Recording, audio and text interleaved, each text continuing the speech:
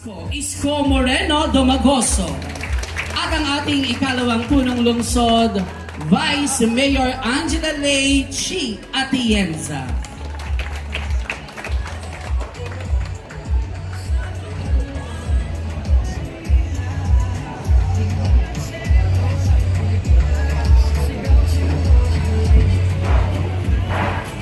Maaari na po tayong umupo.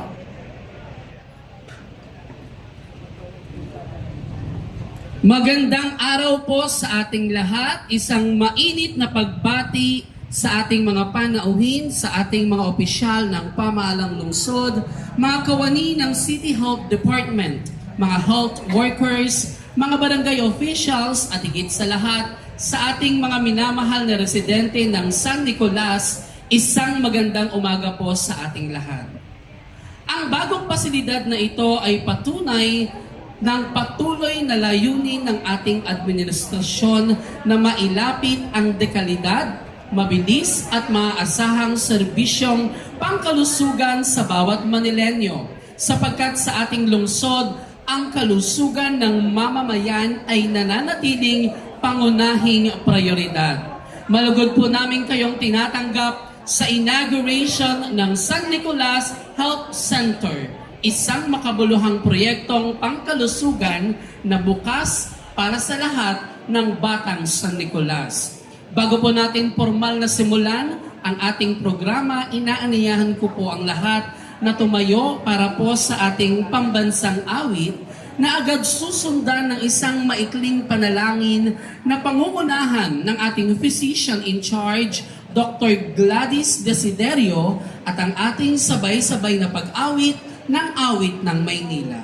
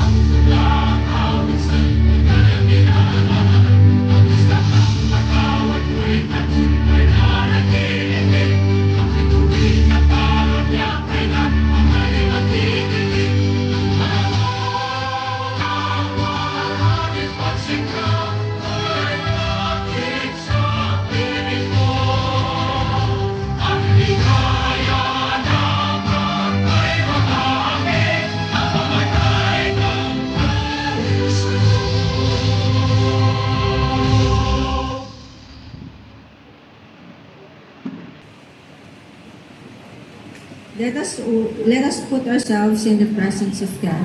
In the name of the Father, of the Son, and of the Holy Spirit. Heavenly Father, we come before you today with our hearts full of gratitude. As we gather here to inaugurate this center, we lift up to you and recognize that this is more than just a building, but a house of healing, a place of hope, and a testament of your love in action, built for the greater purpose of serving the people.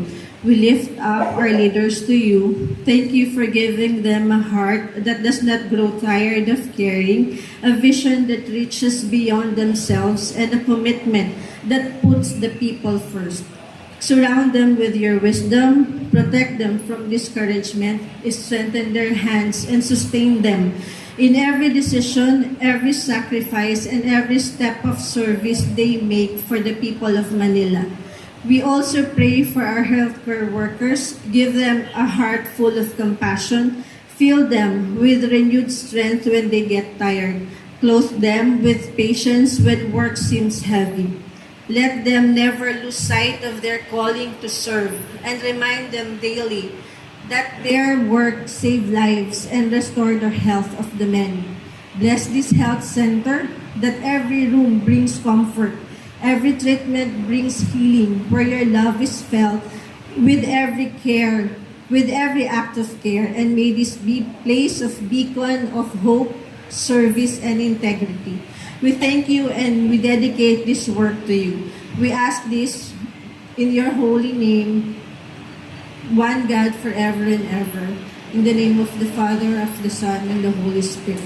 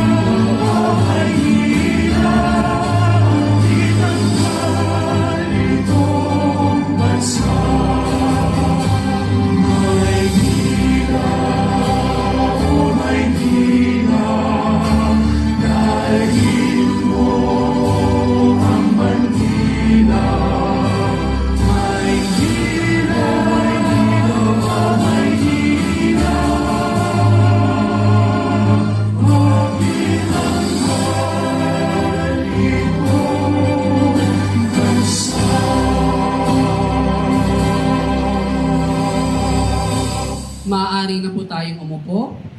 Muli po, isang magandang umaga po sa ating lahat. Maaari po ba akong mag-request ng isang malakas na palakpakan dyan?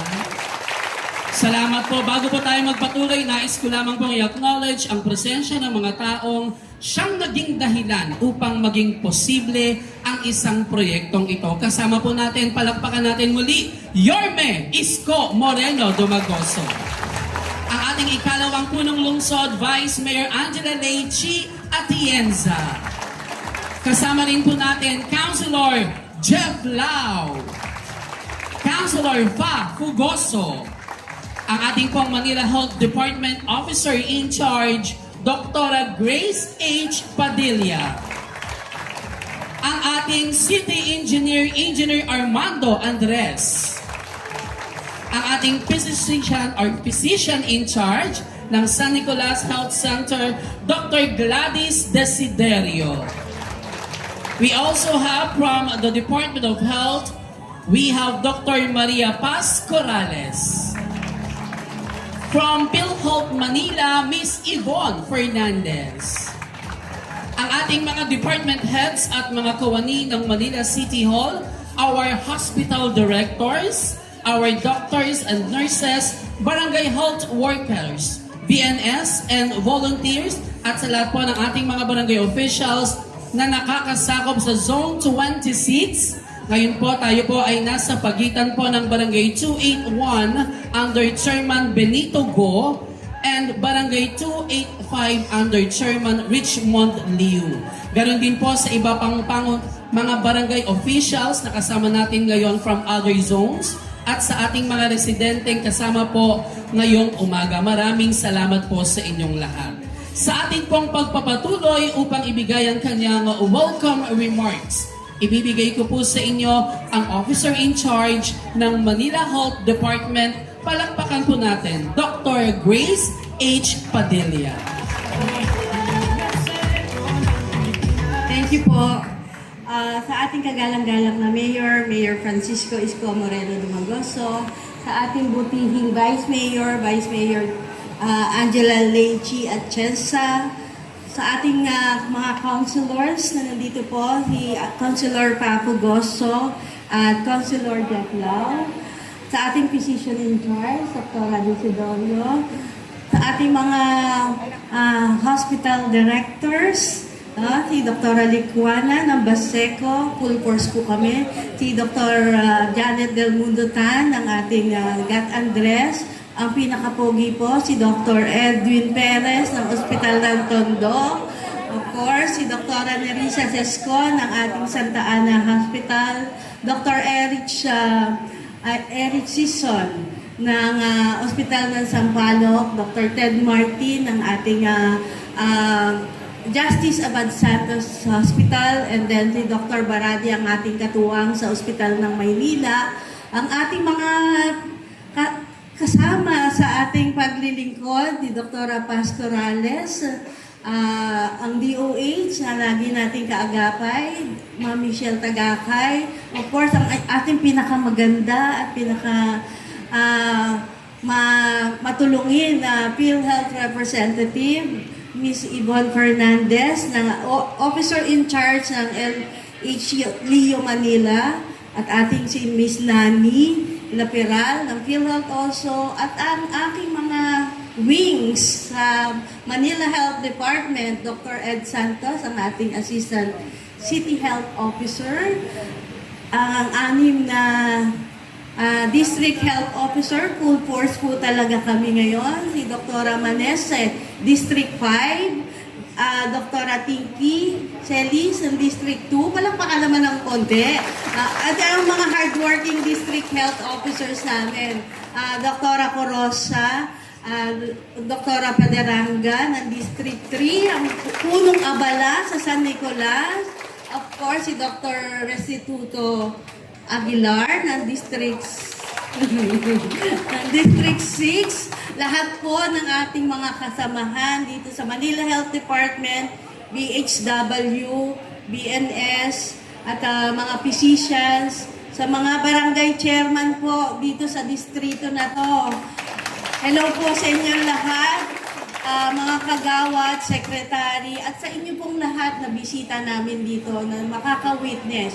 Of course, si City Administrator po nandiyan at ang aking mga katuwang na department heads, si Engineer Andres, si Director Kenneth Amurao, full course din talaga, di ba?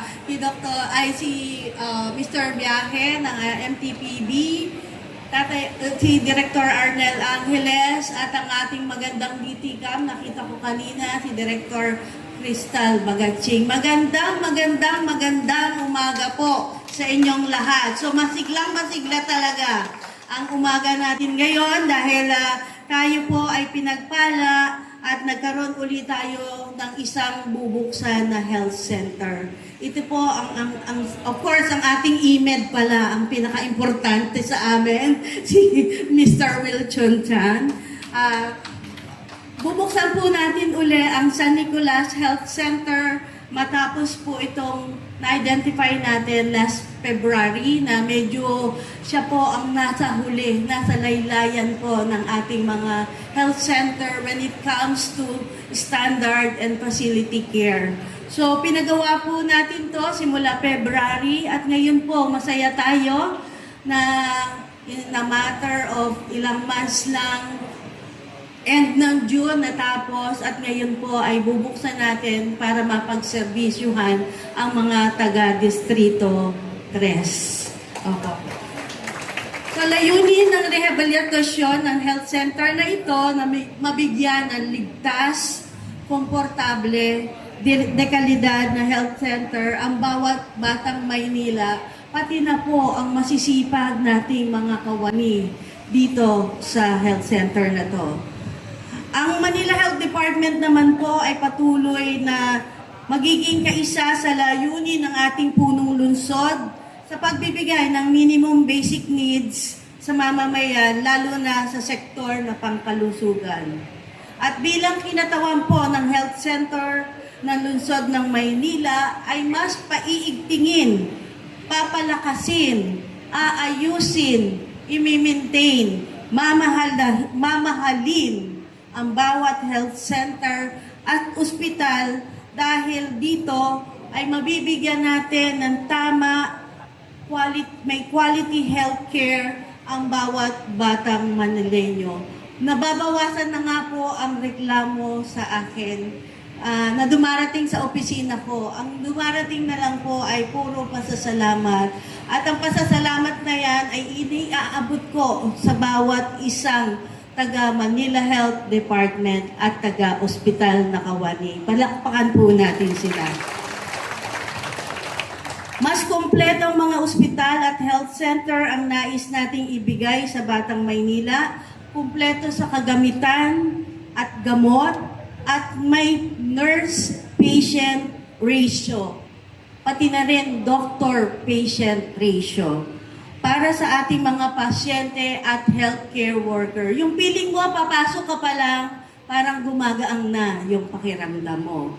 At ito pong San Nicolas Health Center na to ay napuntahan na po ni Regional Director Lester Tan. At sinabi niya po sa akin, after 2 months, Dr. Grace, gawin natin uling lying-in center, ang San Nicolas Health Center.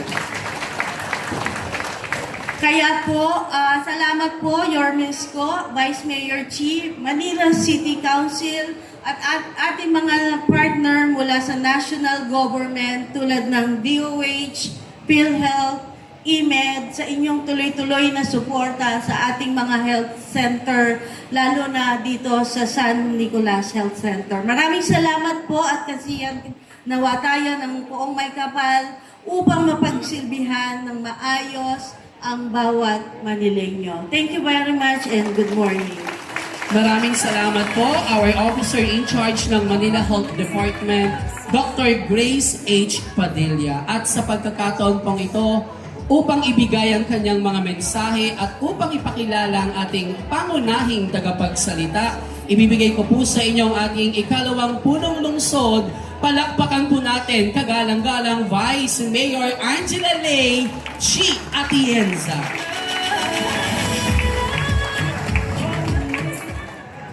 Magandang umaga sa inyo lahat.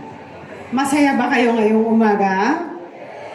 Alam niyo, sa totoo lang, may pagka-miracle worker talaga ang ating alkalde. Dahil sinabi niya sa akin, dapat 6 months gagawin ito. Ngunit 5 months pa lang at i-inaugurate na natin. Kaya palakpakan po natin ang ating napakagaling na si Yormes Co. Moreno Tomagoso. At syempre, isama natin ang ating napakasipag na MHDOIC Doktora Direk Grace Padilla. Hindi na rin natutulog yan kasama namin. Pero maganda pa rin.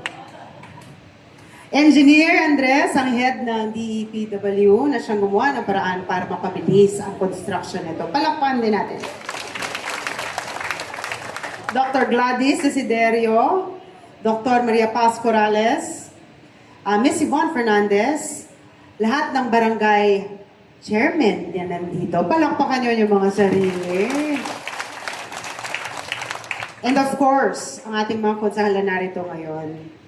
Alam nyo, ang dali-daling sumuporta on my end bilang vice alkalde at presiding officer ng ating alkalde dahil pag sinasabi niya na ang gusto niya ibigay sa taong bayan ang mga bagay na hindi niya masyado nakamtan nung siya ay bata pa at sinabi niya na gusto niya mag-focus sa minimum basic needs, specifically health. Marami sa mga ordinansang pinukpok namin together with the City Council ay nakaangkla dito. And with that, alam ko kahit pa paano, masarap sa aking puso, nakasama ako sa legasiya na binubuo ng ating alkalde. Alam niyo, nandito ako para ipakilala sa inyo. Alam ko, isang tao na kilalang kilala niya na. Pero if there's anything that I would like to share with you, yung mga bagay na narinig ko at nakita ko sa kanyang likuran, nakita ko ang kanyang puso. At nakita ko na gusto talaga niyang paginhawahin ang buhay ninyo. In fact, sinabi nga niya, out of the 44 health centers that are existing in our city, marami dun patay na. Pero, balang araw, bubuhayin din niya. Kaya, ibibigay ko na po ang mikropono sa regalo sa atin ng Panginoon, our very own Yorme Isko Moreno Dumagoso. Upo po kayo. Maraming salamat sa ating minamahal na Vice Mayor Chi Atienza, sa ating Dr. Gladys Desiderio. Welcome back. Kabadong-kabado kasi sila nung nakaraan. kasama niya kanyang mga kasama, napalayo sila sa dulo ng Pandakan. But I'm happy and excited for you.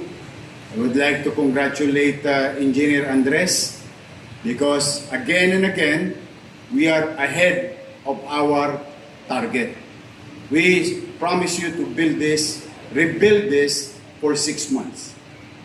And today is the 5th month. We are ahead of 1 month. Congratulations, Andres. To our MHD Director, Dr. Padilla, 10 ng kanyang mga BHW, BNS, and medical frontliners, medical and non-medical team.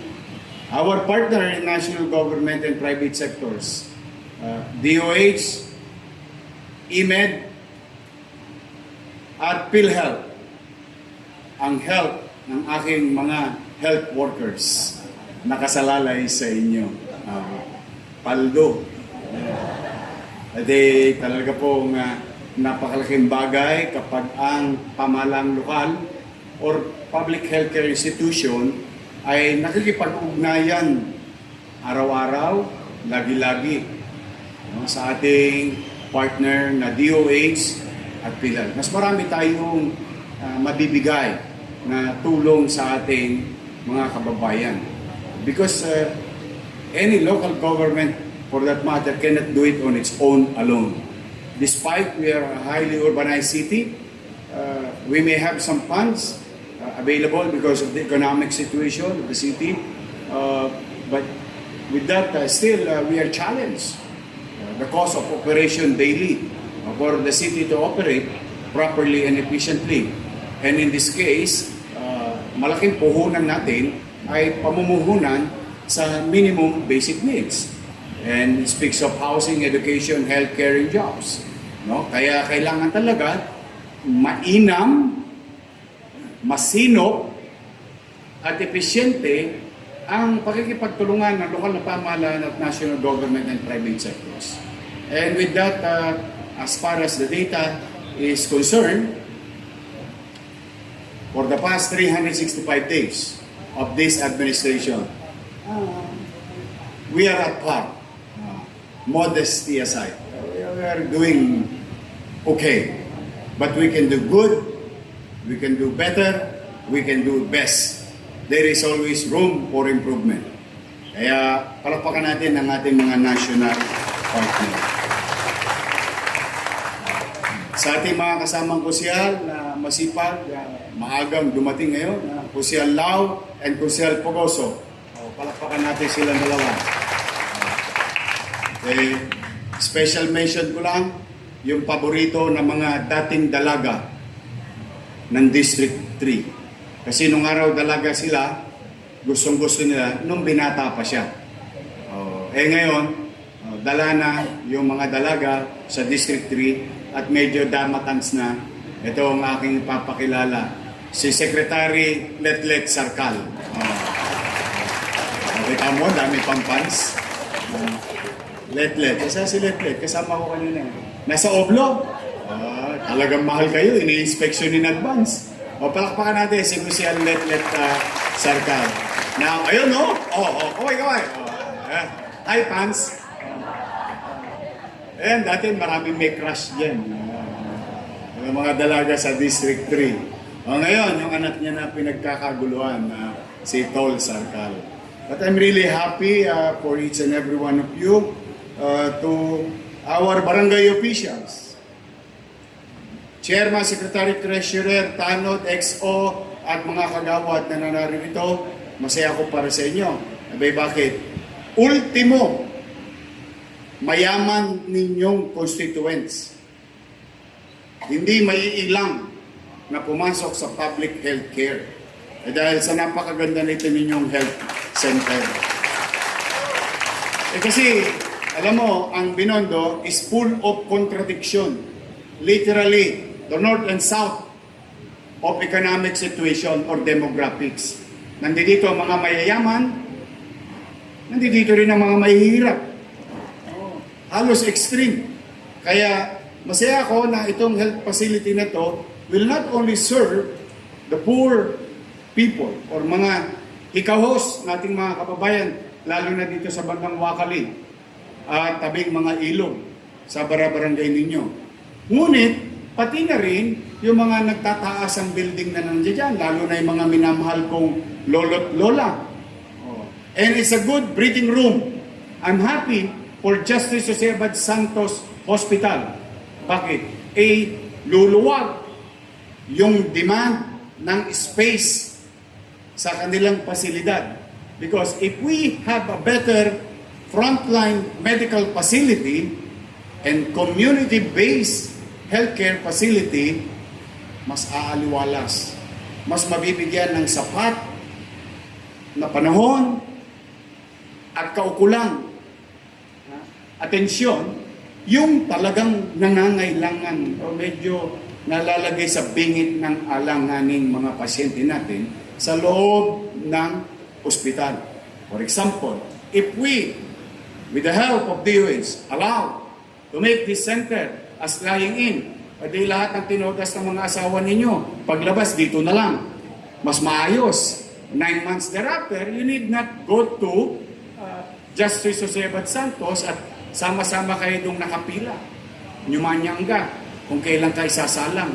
But with this kind of space, health facility, better facility, just imagine with the capabilities of our medical frontliners in our health centers, our midwife, our doctors. Kaya napakalaking bagay na ang lokal na pamahalaan, pinalalakas niya ang kanyang health center. Para na sa ganon, nakapokus na lang yung ating malalaking gusali para sa medical facility.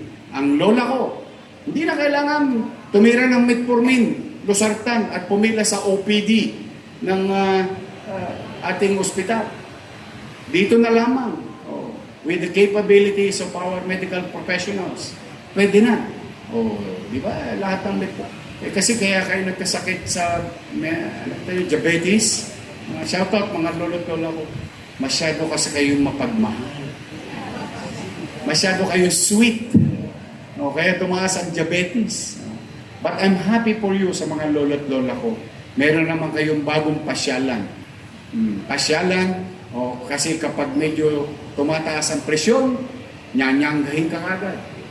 Pag natagpuan medyo tumataas ang blood pressure, sugar, may nyangga ka agad dahil andito na sa inyong community.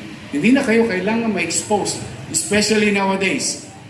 As you heard, and we already know, there is a spike in COVID infection. Even in our PGH, although napabalita kanina sa ibang bayan, pero sa atin din may presensya. And the good thing about this, and sa data ng PGH, and sa data natin, medyo we are in a good situation. Pero these are the things that we don't, hindi natin ikinikipit balikan. Dahil alam na natin, nangyari ng pandemya, tama na, mahirap magpakain ng 700,000 families. Mahirap bumili ng tocilizumab, molnupiravir, remdesivir. Apakahirap ng bakuna. Ako lalo na, ayoko na babakunahan ako. Dahil isa lang po sa tatlong ayaw na ayaw ko. Height, multo, at saka injection. Yun, yung tatlong bagay na yun na ayaw ko talaga. But be that as it may, rest assured to the people of Manila and to the barangay officials here, naggagayak naman ang inyong Manila Health Department. I'm not saying that we are ready for another pandemic, but in as much as we can, through DOH, National Government Hospital, and local government hospital and medical professionals, meron naman ho tayong ginagawang paghahanda. Kaya kayo magsisipag-ingat, lalo na yung aking mga minamahal na lolo't lola, baka hindi kayo umabot sa katapusan. Kasi may payout sa katapusan. Lubi-lubi na naman muli. Shout out sa ating mga guro, police, K-12,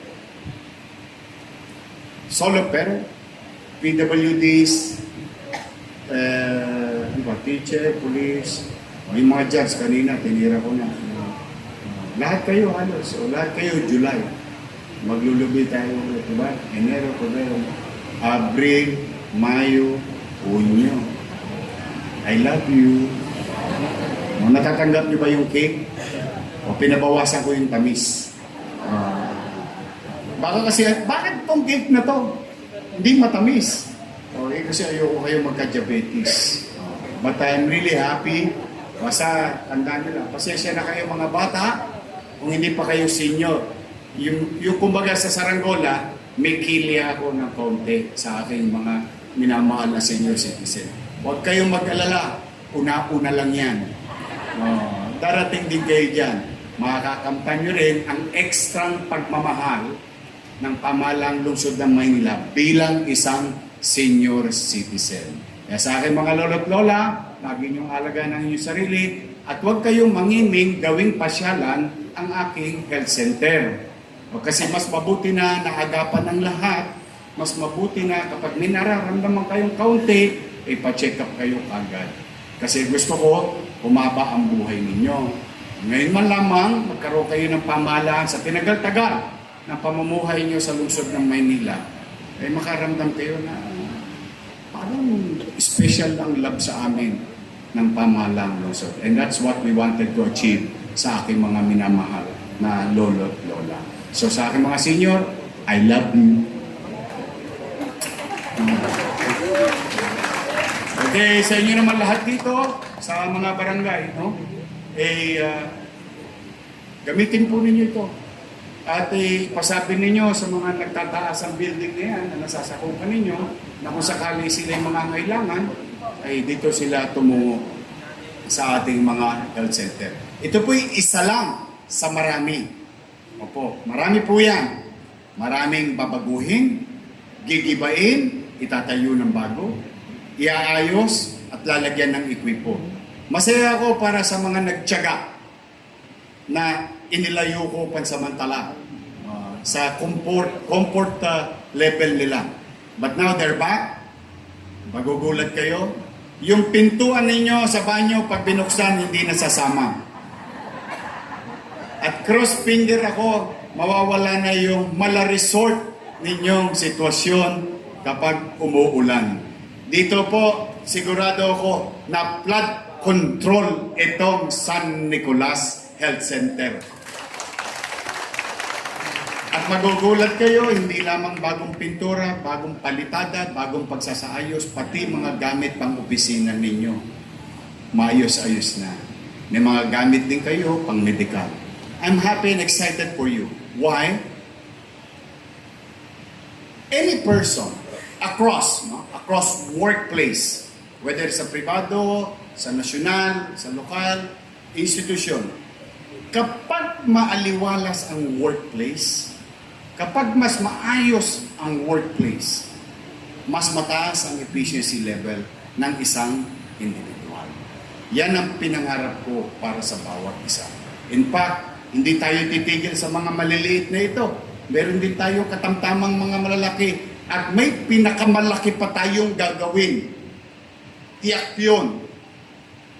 The biggest workplace of the city government as a whole, pangkalahatan in the coming months. Inaayos na po natin, sinisinop natin. Paano maging epesyente bawat palapag, bawat ahensya, at yung pagiging epesyente ng pagsasaayos ay siya rin ginhawa sa mga dadakong taxpayer, sa mga dadakong mangangailangan, na kung saan hindi na sila magpapanik-panaog kung saan man. Iisipin natin mabuti na ang isang partikular na pangangailangan ay may kaakibat pang isang ahensya na kanyang pupuntahan. At pipilitin natin yun magkakaduktong or what you call the ecosystem of a particular service that we're going to provide for our people who will go to that particular building. Soon, i-announce ko po yan sa inyo. But for the meantime, we've been reclaiming, repairing, rebuilding our medical facilities in the front line, in the community base. So this is one of many to come, because there is many to fix. Marami po marami pang marahil sa chat group ninyo, sana kami next. Kasi totoo naman po ang itsura ng iba nating medyo karimari-maring. Di ba? Talaga naman, papasok ka pa lang, nakukonsume ka na. But again and again, maswerte kayo MHD. Kasi spoiled kayo sa resources. Dahil doon talaga nakatuon ang malaking portion ng limited resources natin to address the healthcare of our people in the city of Manila. So today, excited ako para sa inyo. Silipin na natin ito. And I would like to congratulate each and everyone. Thank you for your patience. But at least, matangos ang ilong kong makapaglalakad sa bawat isa sa inyo at makita tayo sa intersection, kalsada, boulevard o highway, that we went beyond what is being required from us. 6 months became 5 months. Then, you be the judge of a new facility like this. Now, lahat ng ito, isa lang ang request ko. Wala, uulitin ko dahil lagi. Can you smile? Kapag kaharap ninyo ang ating mga pasyente. Yun lang. Wala na akong hihilingin. Alam mo, ang isang may gout o rayuma o kumikirot ang bulok na ipin na para bang hinahampas mo ang ulo mo sa pader sa kirot. Habang may sakit, walang mauunawa ang katwiran. Tandaan niyo yan, kahit kayo lumagay sa katayuan mo. But, when you are confronted, visited, or any client, mahirap o mayaman o middle class, kapag ang mga medical practitioner natin and non-medical practitioner in a healthcare facility, kapag kaharap pa lang sila, tas nakita na yung gilagid ninyo. Lahat ang mapuputi ninyong ipin, para bang gumagaling na agad sila. I know the feeling. Maniwala kayo. I go and went to public hospital like Jose Reyes at the time and San Lazaro pag nagtatae ka. Doon ka dinadala. Ang laki ng hiringgilya nung araw. Ang hiringgilya nung araw is stainless. Inabot ko pa yun. But when I see a beautiful nurse, when I see a BHW, or barangay nutritioner, or a doctor who would happily attend to me, ay, pawi na lahat yung nervyos ko. Tapos habang ini-injection ka, nakangiti sa'yo. Nawawala ang takot mo. So, metaphorically speaking. But the thing is, if we really show our inner selves, which is your profession, which by principle, kaya kayo sumama dyan because you care. No? Alam ko maraming problema sa bahay, maraming problema sa buhay, and so on and so forth. But when we work and go to our workplace, we try to, yung alam mo yung maliwalas yung mukha mo. Hindi nun, Dok, ang sakit. Kumain ka ng maraming matamis, kaya masisira yung ano. Imbis na, di ba? Sungit naman ito. Di ba? The point is, ang masakit. O sige, maupo kayo dyan. Okay? Antabay lang kayo, ha? Kasi may nakasalang pa. May dinidistrong ka pang bagang dun. O, kayo na po ang susunod. O, Dok, pag kumakain ako, dire-diretso na. O, walang sayad. Kasi bungal na siya. O, makita-kita, may 2 piraso pang natitira. Huwag kang mag-alalanay. May kakapitan tayo ng pustiso. May talaga, pwede pa ako makapagpustiso. Huwag kang mag-alalanay. O, titirahin natin yan para pag ngiti mo, ma-inlove sa'yo ulit si tatay. These are the things that I really wanted you to do. These are simple conversation, actuation, but it gives a lot of comfort to a sick person. Kaya wala talaga ako ibang hinihingi with all honesty. Kasi yung efficiency, that is a challenge. Depende yan. Quantifiable yan. Pero yung smile, when you smile, that is unquantifiable effect sa isang taong may sakit o may pasyente. Kaya please, do smile always. Smile is it's a universal language. Kapag ang tao nangiti, hindi pa kayo nagkakaintindihan, approve. Approve ka agad, diba? Because it's a universal language. So I just want you to care, extra care for our sick patient. But for now, I believe in you. For now, I believe in you. I believe that you're doing better. We are improving. It's still not a perfect organization, but we are doing better. And I think you can do the best. There is always room for improvement.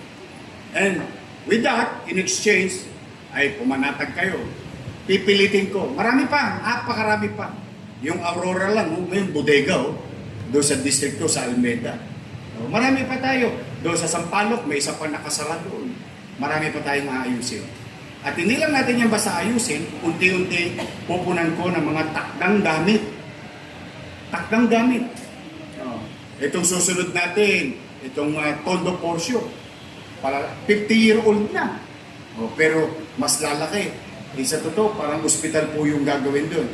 Good for Gat Andres. Pag tinayo natin yung Austin, good for Gat Andres. Kita ninyo, ito po foot traffic, para lang magkalaman yung kwento ko on how we declug foot traffic in our institution. Alam niyo nung nabuksan yung Paseco, tanungin niyo yung GAT, nabawasan ng upaw.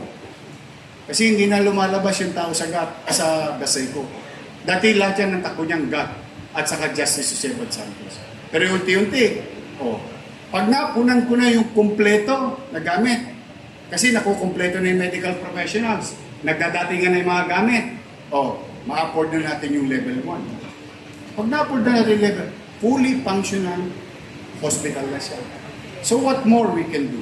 Tingnan po ninyo, dito lamang 1, 2, 3, 4, 5, 6, 7. Ito yung last month na inaprobahan namin. Worth 216 million. 6 na bagong health center ang i-renovate. See?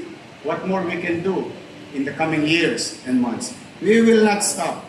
Promise ko yan sa inyo at hindi ko yan titigilan. Dito pa.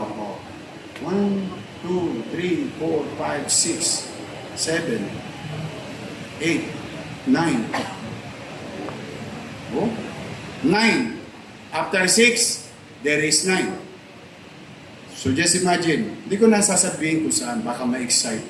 I'll be there in the coming months. But for now, congratulations. Lalo na sa mga barangay official natin na lagi nakakalabit ng kanilang mga kabarangay sa panggasto sa mga maintenance and so on. So, at least makakaluwag-luwag ito sa inyo. At masaya ako para sa mga taga Binondo, lalo na sa San Nicolas, sa 3rd District. More to come, ni awa ang Diyos. Basta, for now, ipinagpapasalamat ko sa Diyos, sa taxpayers of the city of Manila. Kahit na talagang inabutan natin sadsad na sadsad, pero kita nyo, na itatawid natin. So, sa ating mga health workers, I'll see you soon. Alam nyo na, kakapaldo nyo lang nung 2 weeks ago. Excited na naman kayo kasi may nakita na naman akong pera. Uy, dumami ulit Kaya galingan ninyo, the more dumarami, baka mamaya, meron na naman kayo ulit. To our directors, at least now you're witnessing the continuing improvement of our medical facilities in the community. This will ease your operation. Muli po, nanay tatay ko, mga senior citizen, I love you again. Hindi ako magsasawang mag-I love you sa inyo. Talaga kasi mahal na mahal namin kayo. Mahal na mahal kayo ng lungsod ng Maynila. Mag-iingat kayo at pagpalain nawa kayo ng Pongmito. Manila! God bless. Thank you. Maraming salamat po. Muli po, palakpakan po natin ang ating minamahal na alkalde, Mayor Francisco Isko Moreno Dumagoso.